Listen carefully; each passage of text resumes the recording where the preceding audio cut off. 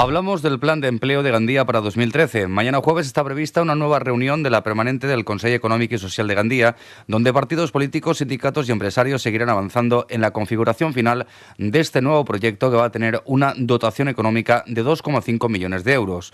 Ayer en nuestra ventana de opinión, cara a cara entre la consejera delegada de Ocupación, Ana Penalba, y la portavoz del Bloc Compromís de Gandía, Lorena Milvaques.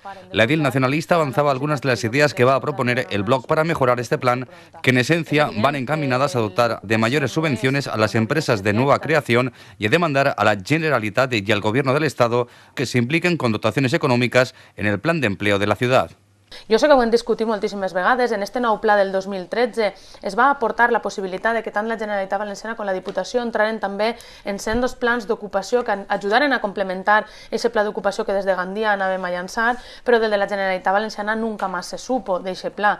Nosaltres considerem que ahir potser nosaltres també hauríem d'incidir, no? Perquè potser també és de veres que la Generalitat Valenciana jo crec que té moltíssimes responsabilitats en aquestes qüestions.